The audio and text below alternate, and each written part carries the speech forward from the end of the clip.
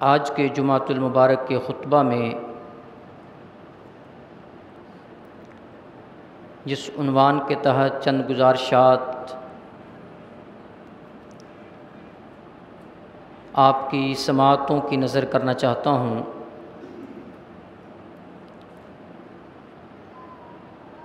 وہ ہے زکوٰۃ اور فدیہ کے بنیادی مسائل۔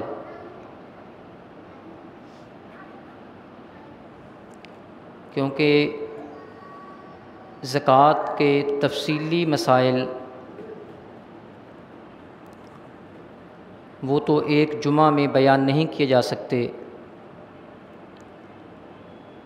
البتہ کچھ بنیادی مسائل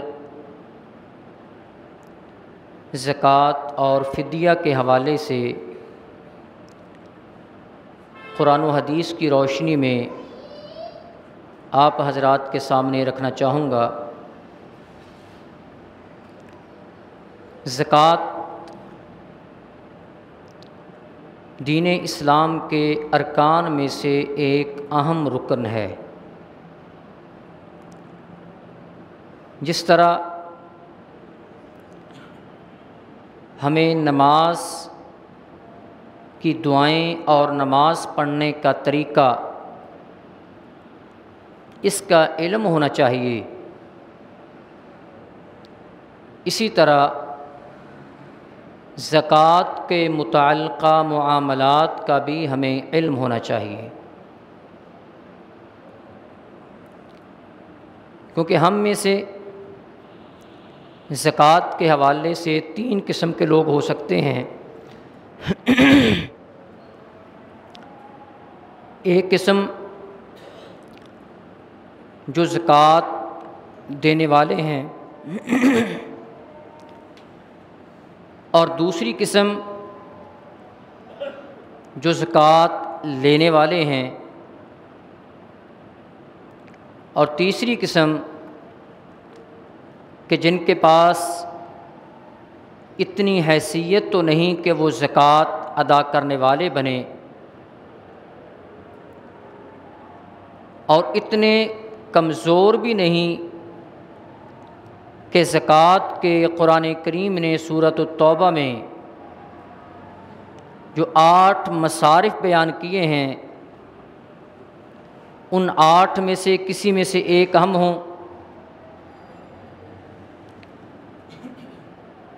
تو زکوٰۃ کا جو معاملہ ہے یہ عمومی طور پر 4 ایسی بڑی چیزیں ہیں جن کے متعلق زکوٰۃ کے احکامات کا تعلق ہے۔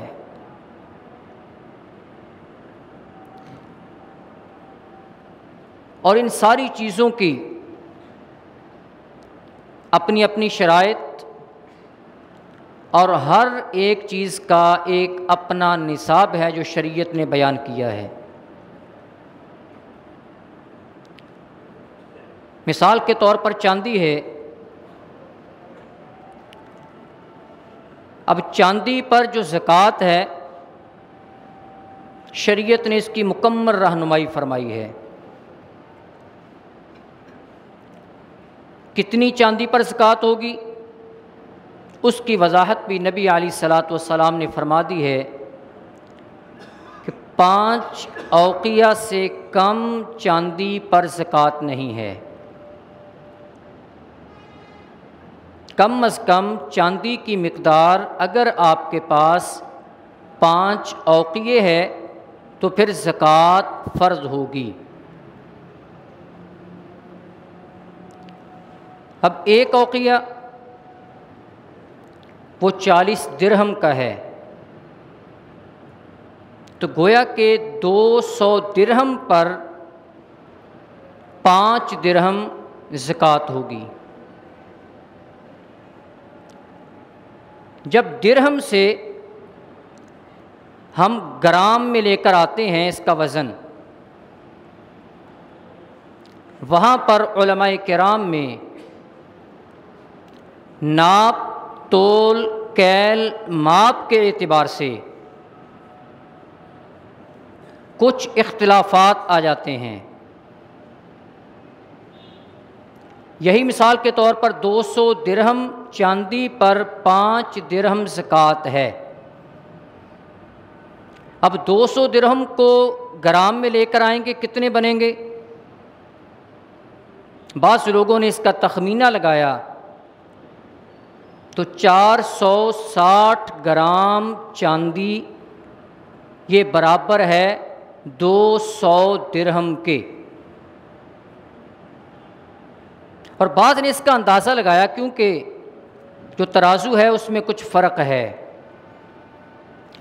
اور یہ جو حساب لگایا جاتا ہے بعض جو کے حساب سے اس کو تولتے ہیں، بعض اس کے علاوہ چیزوں سے تولتے ہیں، اور آج کل تو یہ سارا سسٹم ڈیجیٹل ہو رہا ہے، اور آج سے 5-10 سال بعد جب سارا نظام ڈیجیٹل ہو جائے گا ہو سکتا ہے پھر کچھ اندازے مختلف اور ہو جائیں۔ تو اب جب گرام میں لے کر آتے ہیں انہوں نے 200 درہم کو 460 گرام بنا دیا، اور جو دوسرے علماء کرام انہوں نے 200 درہم کا جب وزن کیا اس اپنے حساب سے تو انہوں نے بنایا 560، 460، اور دوسروں نے بنایا 612 گرام۔ 200 درہم برابر ہے 612 گرام کے، اور انہوں نے 460 گرام۔ جب گرام کو تولے میں کنورٹ کیا، کیونکہ ہمارے ہاں زیور عمومی طور پر تولہ کے حساب سے ہوتا ہے، عمومی طور پر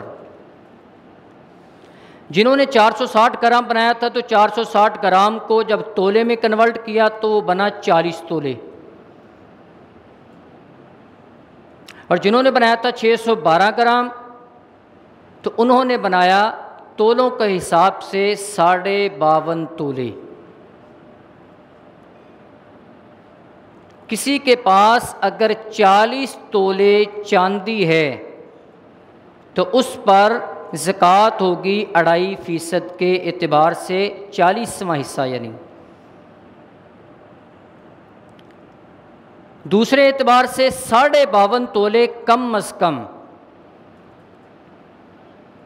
دونوں میں احتیاط کا تقاضا کیا ہے کہ چاندی ہے 40 تولے تو آپ اس کی زکوٰۃ دے دیں، کیونکہ یہ کم مقدار ہے، 52.5 تولے وہ زیادہ مقدار ہے۔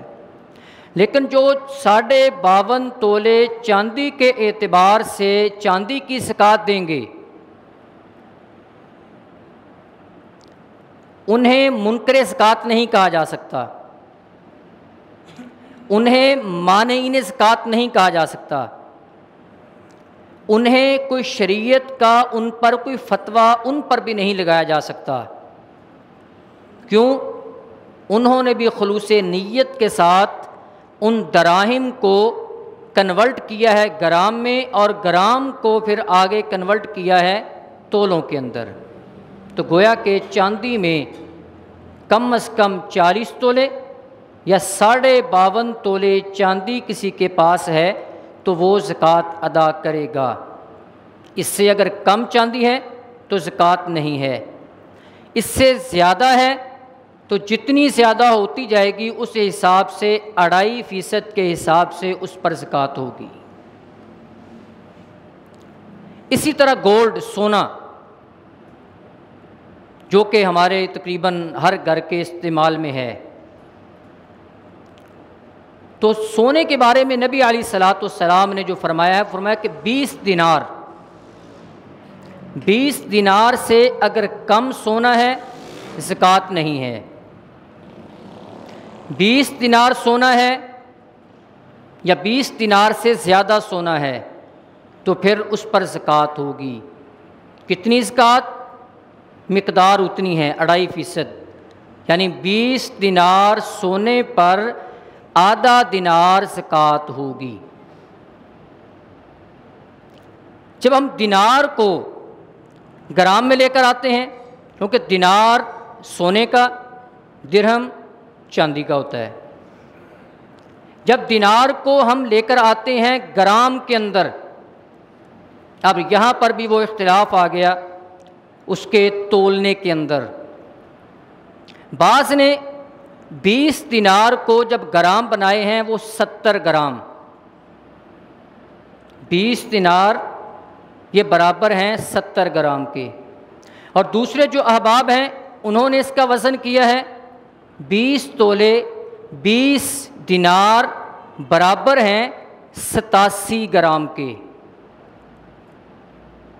پہلوں نے 70 گرام اور انہوں نے 87 گرام۔ جنہوں نے 70 گرام بنایا تو گرام کو تولوں میں کنورٹ کیا، تولے بنائے تو بنا 6 تولے سونا۔ اور جنہوں نے 87 گرام بنایا تھا 87 گرام کے حساب سے تولے بنے 7.5۔ گویا کہ جس کے پاس کم از کم 6 تولے یا 7.5 تولے سونا ہے تو وہ اس میں سے زکوٰۃ ادا کرے گا 2.5% کے اعتبار سے، اس کی قیمت متعین ہوگی۔ اچھا، یہ چاندی اور سونے میں جو فرق یہ آج ہمیں محسوس ہو رہا ہے، کیوں؟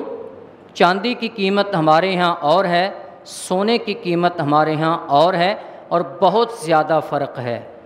شاید چاندی کی قیمت 1 تولہ 1,000 روپے کا ہو اور سونے کی قیمت آج کل شاید 1,28,000 روپے کے قریب ہے، اتنا زیادہ فرق ہے۔ نبی علیہ الصلوۃ والسلام کے زمانے میں سونے اور چاندی کی قیمت میں زیادہ فرق نہیں تھا، معمولی سا فرق تھا سونے اور چاندی کی قیمت میں۔ تو جس پر کم از کم جس کے پاس احتیاط کا تقاضا 6 تولے، لیکن 7.5 تولے کے حساب سے بھی اگر کوئی زکوٰۃ دیتا ہے تو وہ مؤدی زکوٰۃ کہلائے گا، منکر زکوٰۃ نہیں کہلائے گا۔ گویا کہ اس نے بھی اپنی زکوٰۃ صحیح ادا کی ہے، جو وزن علماء کرام نے اس کا کیا ہے دینار کا۔ جب بعض لوگ یہاں پر غلطی کر جاتے ہیں، وہ کہتے ہیں کہ جو 20 دینار ہے یعنی 7.5 تولے، اچھا 7.5 تولے سے اگر زیادہ جو سونا ہے اس پر زکوٰۃ ہے، 7.5 تولے پر زکوٰۃ نہیں دینی۔ غلطی کیا کرتے ہیں، مثال کے طور پر کسی کے پاس 10 تولے سونا ہے، وہ کہتے ہیں کہ 7.5 تولے پر نہیں ہے، اوپر والے 2.5 تولے اس کی زکوٰۃ ہے، 2.5 تولے کی، 7.5 تولے کی زکوٰۃ نہیں دیتے۔ ایسا نہیں ہے۔ کسی کے پاس 10 تولے سونا ہے تو 10 تولے کی زکوٰۃ دینی ہے، 2.5 تولے کی نہیں دینی۔ جتنا سونا پاس موجود ہے ان سبھی سونے پر زکوٰۃ دی جائے گی۔ اور یہاں یہ بھی ذہن میں رکھنا ہے، کسی کے پاس چاندی بھی ہے، سونا بھی ہے، سونا وہ 7.5 تولے سے کم ہے، یعنی وہ نصاب تک نہیں پہنچا، یا دوسرے وزن کے حساب سے 6 تولے نہیں ہوا۔ اس کے پاس چاندی وہ کافی پڑی ہے، لیکن چاندی بھی اتنی نہیں ہے کہ وہ اپنے نصاب کو پہنچے، تو کیا وہ سونے اور چاندی کو اکٹھا کر کے اس کی زکوٰۃ دے گا؟ نہیں، شریعت نے یہ تخفیف اور رعایت رکھی ہے۔ چاندی کا علیحدہ نصاب اگر پورا ہوگا 200 درہم 40 تولے یا 52.5 تولے تب اس پر زکوٰۃ ہوگی۔ سونے کا علیحدہ وزن جب 6 تولے یا 7.5 تولے ہوگا تو تب سونے پر زکوٰۃ ہوگی۔ لیکن یہاں ایک اور بات، ایک تو ہے وہ سونا جو ڈلی کی شکل میں ہے، اور دوسرا وہ سونا جو زیورات کی شکل میں ہے، کانٹے بنے ہوئے ہیں، ہار بنا ہوا ہے، اس کے کنگن بنے ہوئے ہیں، کوئی اور چیز جو عورتوں کے استعمال میں ہے وہ چیز بنی ہوئی ہے، جن کو ہم اپنی زبان میں زیور کہتے ہیں۔ اور اس زیور کی بھی 2 قسمیں ہوتی ہیں، ایک زیور وہ جو خواتین نے عمومی پہنا ہوتا ہے یا شادی وغیرہ کے موقع پر پہن لیتی ہیں، دوسرا وہ ہوتا ہے کہ بعض والدین اپنی بچیوں کی فکر کرتے ہیں، جب بچی پیدا ہوتی ہے اسی وقت سے وہ پیسے جوڑنا شروع کر دیتے ہیں، پیسے کچھ ہو جاتے ہیں تو وہ کہتے ہیں ہم سونا لے کر رکھ لیں بچی کے لیے. اب بچی کے لیے سونا لے کر رکھ لیا ہے اور اس کی مقدار 7.5 تولے یا اس سے زیادہ ہے. وہ بچی استعمال نہیں کر رہی, گھر کا کوئی فرد اسے استعمال نہیں کر رہا, وہ پڑا ہوا ہے کہ بیٹی کی جب شادی کریں گے اس وقت بیٹی کو دیں گے. یاد رکھیے اس پر بھی زکوٰۃ ہے. جو زیور بنا ہوا ہے, پہنا ہوا ہے, اس پر بھی زکوٰۃ ہے. جو زیور بنا ہوا ہے, استعمال میں نہیں, مستقبل کے استعمال کے لیے رکھا ہے, تو اس پر بھی زکوٰۃ فرض ہے. پہنے ہوئے پر بھی زکوٰۃ, جس طرح کہ نبی علیہ الصلوۃ والسلام کے بارے میں حدیث آتی ہے, حضرت عمر بن شعیب رضی اللہ تعالی عنہ وہ بیان فرماتے ہیں نبی علیہ الصلوۃ والسلام بیٹھے تھے, ایک عورت آئی, اس کے ساتھ اس کی بیٹی بھی تھی. اس نے کنگن پہنے ہوئے تھے سونے کے. تو نبی علیہ الصلوۃ والسلام نے پوچھا کہ کیا ان کنگنوں کی زکوٰۃ ادا کی ہے؟ کنگن وزنی تھے, گویا کہ وہ 7.5 تولے سے وہ زیادہ تھے. تو آپ نے پوچھا کہ کیا ان کی زکوٰۃ ادا کی ہے؟ لا علمی تھی, پتہ نہیں تھا کہ ان کی زکوٰۃ ہوتی ہے. ان کا جی میں نے زکوٰۃ ادا نہیں کی. نبی علیہ الصلوۃ والسلام نے فرمایا کیا تو اس بات کو پسند کرتی ہے کہ اگر تو نے زکوٰۃ ادا نہ کی, ان کنگنوں کے بدلے میں قیامت کے دن جہنم کی آگ کے بنے ہوئے کنگن آپ کو پہنائے جائیں؟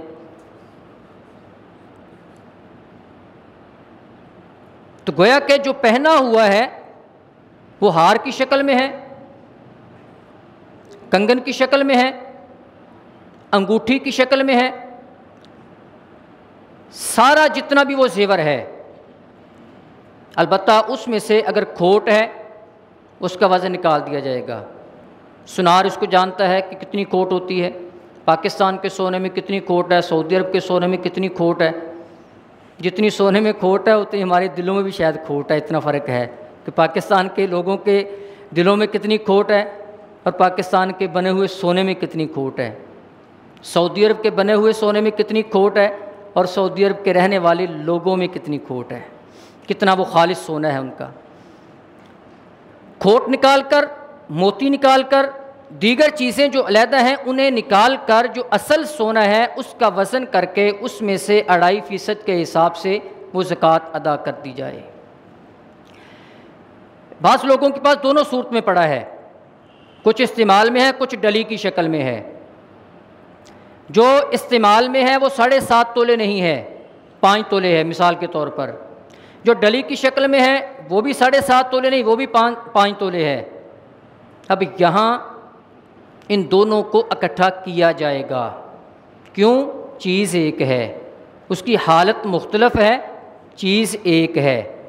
سونا چاندی کو اکٹھا نہیں کیا جائے گا, چیزیں مختلف ہیں, دھات مختلف ہے, ریٹ مختلف ہے. سونا اس کی حالت مختلف بھی ہو, دھات ایک ہے, ریٹ ایک ہے, اس لیے جس قسم کا بھی سونا انسان کے پاس ہو تو اس میں سے وہ زکوٰۃ دی جائے گی. البتہ اس میں یہ ہوتا ہے کہ ایک گھر میں ایک فیملی رہتی ہے,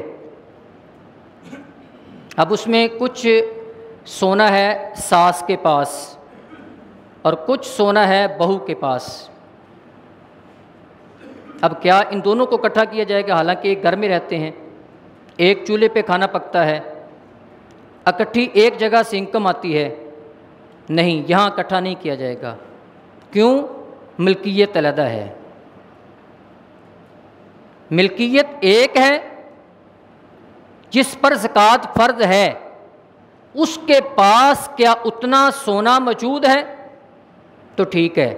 ساس کے پاس 5 تولے علیحدہ ہے, بہو کے پاس 5 تولے علیحدہ ہے, تو زکوٰۃ نہیں ہے. وہ اس کی مالک ہے, وہ اس کی مالک ہے. دونوں کا اکٹھا ہے, ملکیت ایک ہے. گھر کے سربراہ کے پاس ہے سارا, ملکیت اس کی ہے, جیسے چاہے استعمال کر سکتا ہے. خواہ بہو کے پہننے والا ہو, خواہ بیٹی کے پہننے والا ہو, خواہ بیوی کے پہننے والا ہو, لیکن مالک ایک گھر کا سربراہ ہے.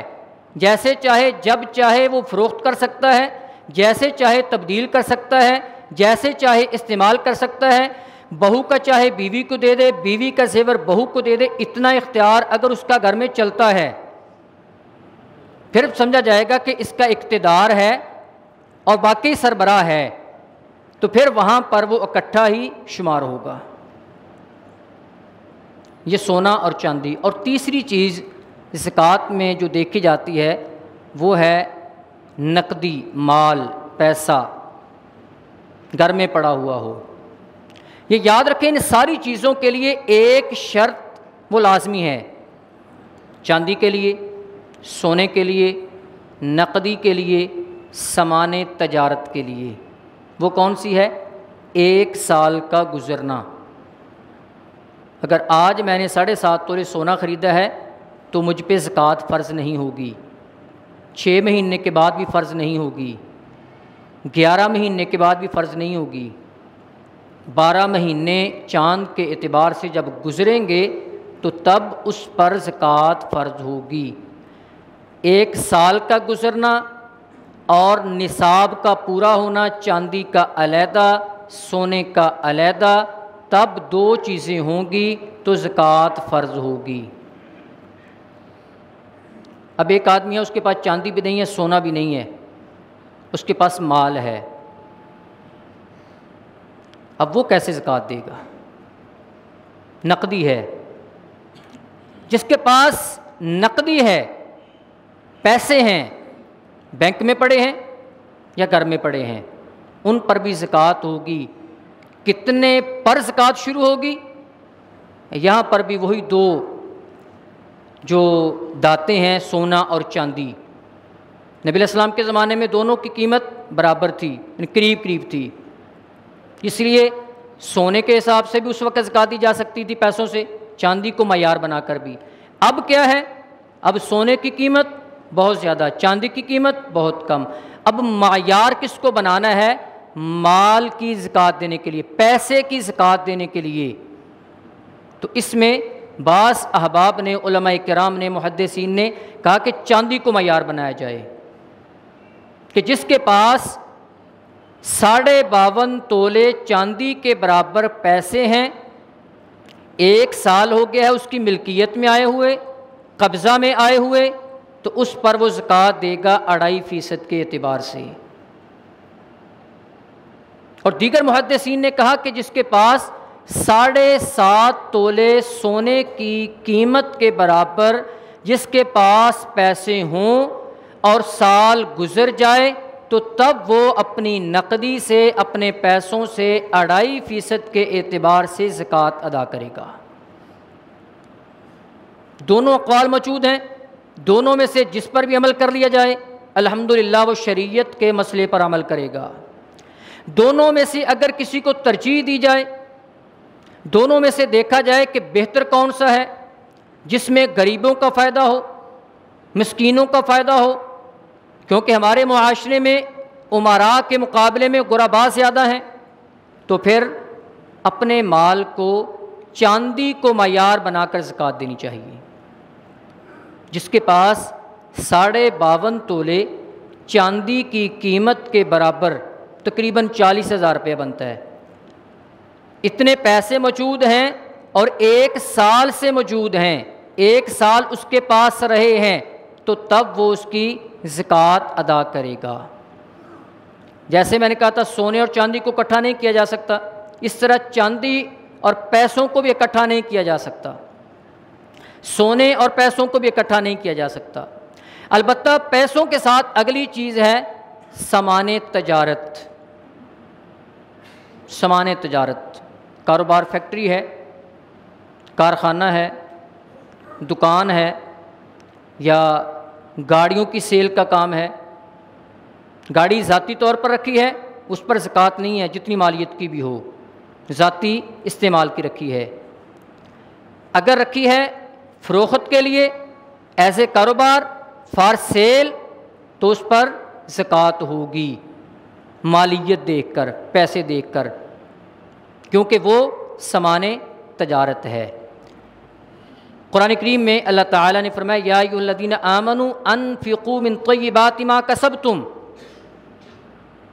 جس چیز سے بھی تم کماتے ہو، دکان ہے، فیکٹری ہے، کارخانہ ہے، پلاٹ کی خرید و فروخت، پراپرٹی کا کام ہے، گاڑیوں کی سیل کا کام ہے، اسپیئر پارٹ کا کام ہے، کپڑوں کا کام ہے، جوتوں کا کام ہے، کسی اور پروڈکٹ کا کام ہے، خام مال ہے یا پروڈکٹ ہے، ان سارے سامان تجارت پر 2.5% کے حساب سے زکوٰۃ ہوگی۔ اب سامان تجارت کے اندر 2 چیزیں سمجھنے والی ہیں، ایک ہے سامان تجارت، ایک ہے ذریعہ تجارت۔ سامان تجارت پر زکوٰۃ ہے، ذریعہ تجارت پر زکوٰۃ نہیں ہے۔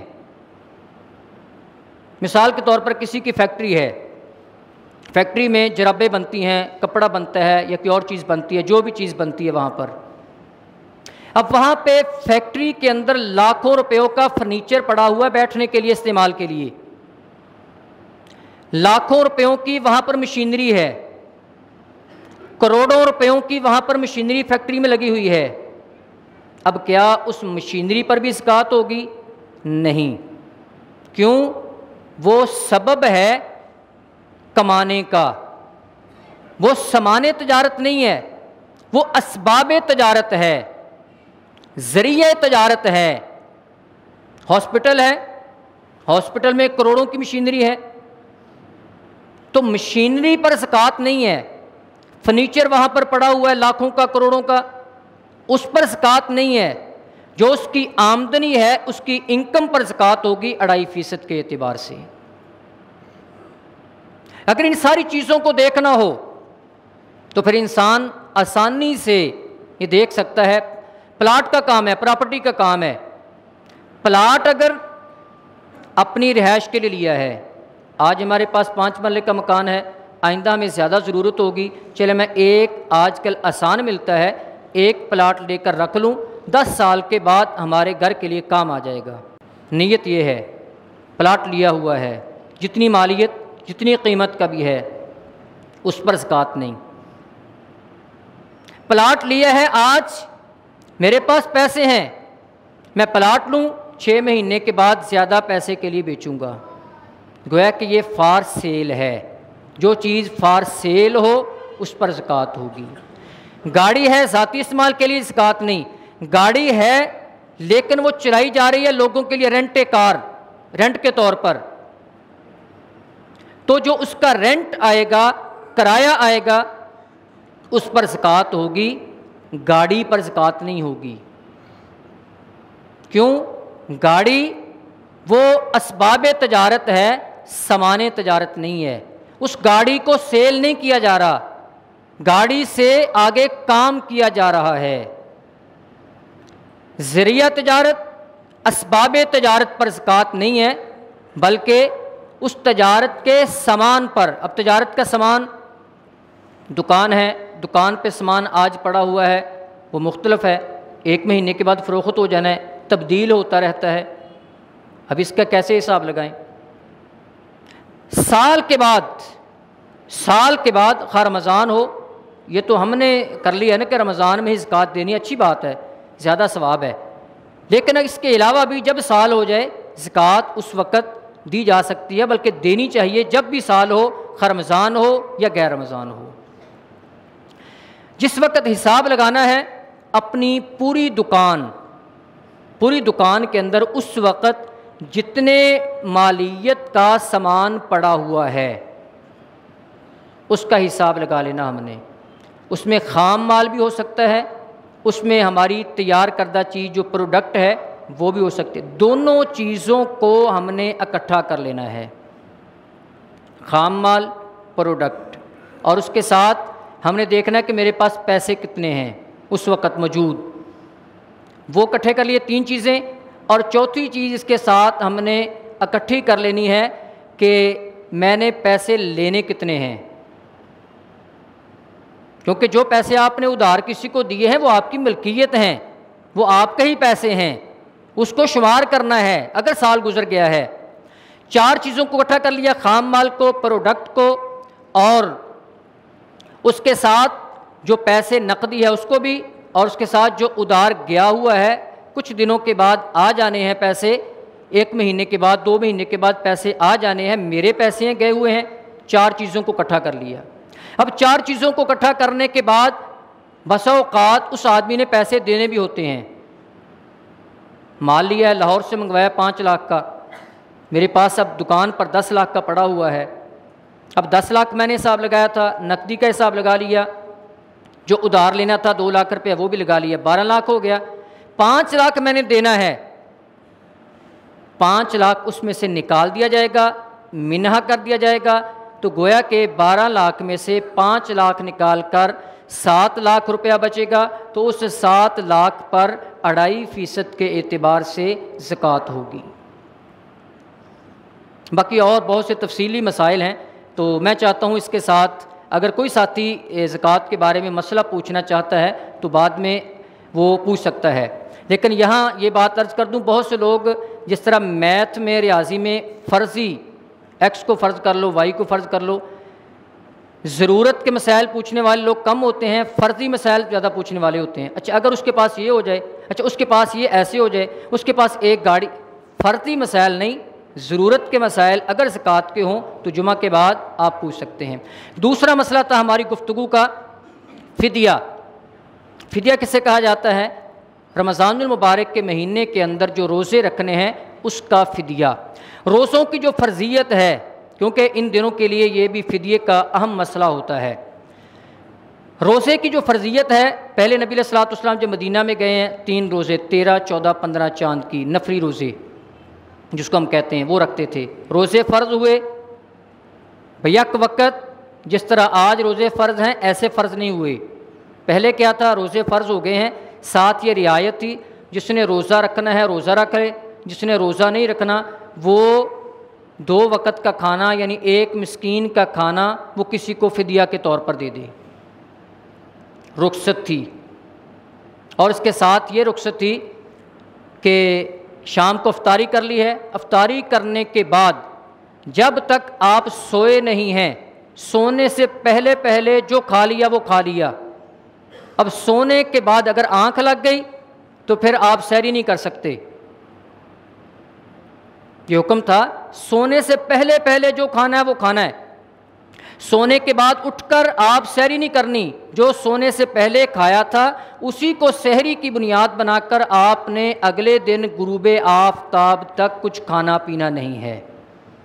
شریعت نے رعایت کر دی کہ نہیں، صبح سحری کرنی ہے، آپ سو بھی جائیں، باقی جو جائز امور ہیں جو روزے کی حالت میں ممنوع ہوتے ہیں ویسے وہ جائز ہیں، وہ انسان رات کے وقت امور سر انجام دے سکتا ہے۔ البتہ صبح سحری کے وقت طلوع فجر کا جو ٹائم ہے اس سے پہلے جو آپ کھا لیں گے آپ کھا سکتے ہیں، وہ سحری ہوگی، اس وقت سے آپ کا روزہ شروع ہوگا۔ اور اس کے ساتھ قرآن کریم نے جو وضاحت فرمائی ہے وَعَلَى الَّذِينَ يُطِيقُونَهُ فِدْيَةٌ طَعَامُ مِسْكِين، وہ افراد جو معذور ہیں، بیمار ہیں، اتنے کمزور اور لاغر ہیں کہ روزہ رکھنے کی استطاعت نہیں ہے، روزہ نبھانے کی طاقت نہیں ہے، اتنے بوڑھے ہو چکے ہیں کہ روزہ رکھنے کی سخت نہیں ہے ان کے پاس۔ اب ان کے لیے فرمایا وَعَلَى الَّذِينَ يُطِيقُونَهُ فِدْيَةٌ طَعَامُ مِسْكِين، وہ 1 مسکین کو 1 روزے کے برابر کھانا کھلا دیں۔ حضرت عبداللہ بن عباس رضی اللہ تعالی عنہ فرماتے ہیں رخص للشیخ الکبیر، بوڑھا آدمی ہے۔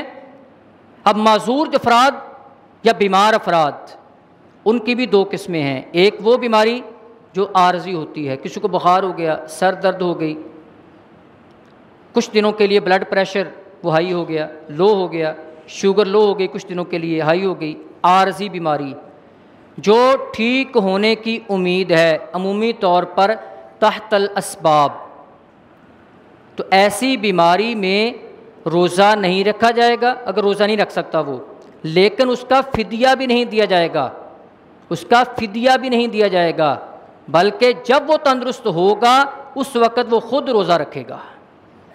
جہاں بہت غلطی کرتے ہیں لوگ، میرے سے روزے نہیں رکھے جاتے، جی بس مینوں پیاس بہت لگتی ہے، بس اج کل میں چیک کرایا سی میرا بلڈ ہائی ہو گیا تو ہوں میں روزے نہیں رکھنے، کسی نے فدیہ نہیں یاد رکھیں ان کے لیے۔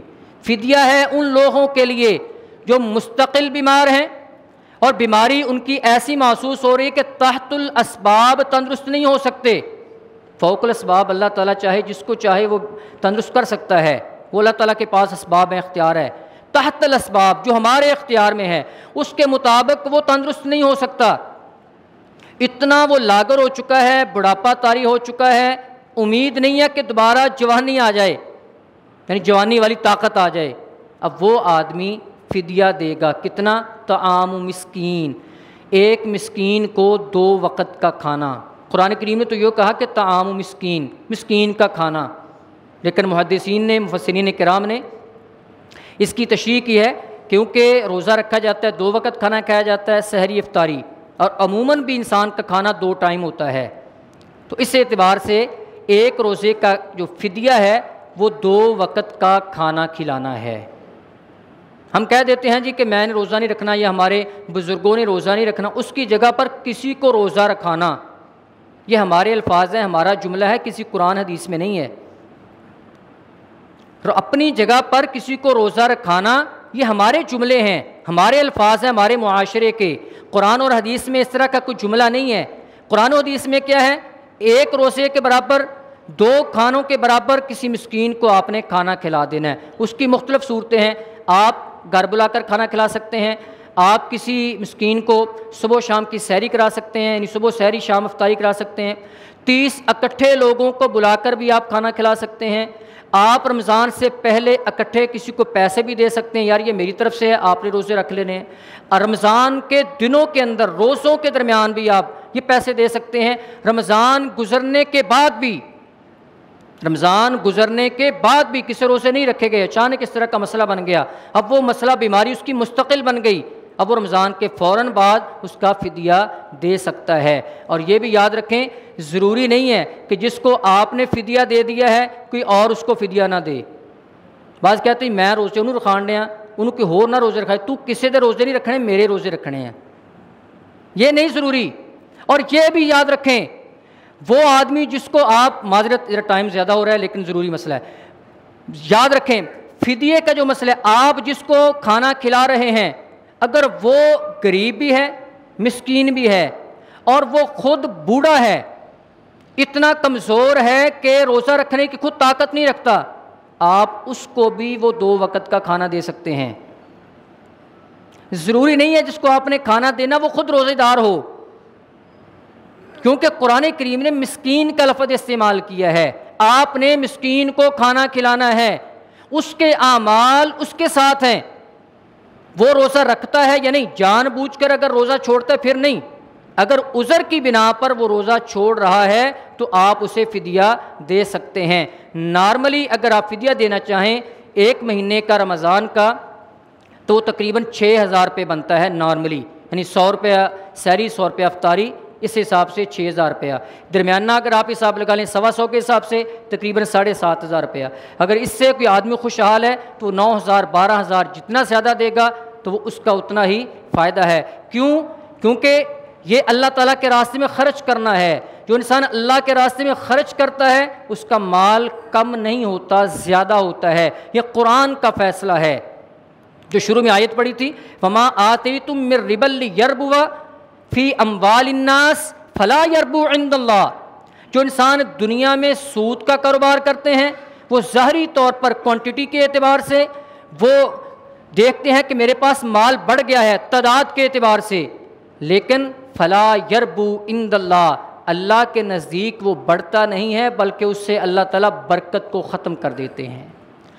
اگر سود ہے ظاہری طور پر بڑھتا ہوا نظر آئے گا، فگر بڑھتے ہوئے نظر آئیں گے، کوانٹٹی نظر آئے گی بڑھتی ہوئی، لیکن برکت ختم ہو جائے گی اور مصائب زیادہ آنا شروع ہو جائیں گی۔ اس کے مقابلے میں فرمایا وَمَا آتَيْتُم مِّن زَكَاةٍ تُرِيدُونَ وَجْهَ اللَّهِ فَأُولَٰئِكَ هُمُ الْمُضْعِفُونَ، اور جو تم اپنے مالوں کی زکوٰۃ ادا کرو گے، اور زکوٰۃ ادا کرنے کا مقصد کسی کو نچلا دکھلانا نہیں، اپنے آپ کو تکبرانہ انداز کے ساتھ پیش کرنا نہیں، بلکہ تریدون وجہ اللہ تعالیٰ کی خوشنودی ہے، تو اللہ تعالیٰ فرماتے ہیں فَأُولَٰئِكَ هُمُ الْمُضْعِفُونَ، سچا رب العالمین، وَمَنْ أَصْدَقُ مِنَ اللَّهِ قِيلًا، جو سب سے بڑھ کر سچا ہے اللہ رب العالمین، خود اللہ رب العالمین فرماتے ہیں فَأُولَٰئِكَ هُمُ الْمُضْعِفُونَ، اس انسان کو 2 گنا 3 گنا کئی گنا بڑھا کر وہ مال اسے واپس کر دیا جاتا ہے۔ اللہ رب العالمین ہمیں ان مسائل کو بھی سمجھنے کی ہیں، تو یہ خشک مسائل، لیکن اللہ تعالیٰ ہمیں انہیں سمجھنے کی اور شریعت کے مطابق ان تمام امور کو سر انجام دینے کی توفیق نصیب فرمائے۔ وما علیہ الا البلاغ۔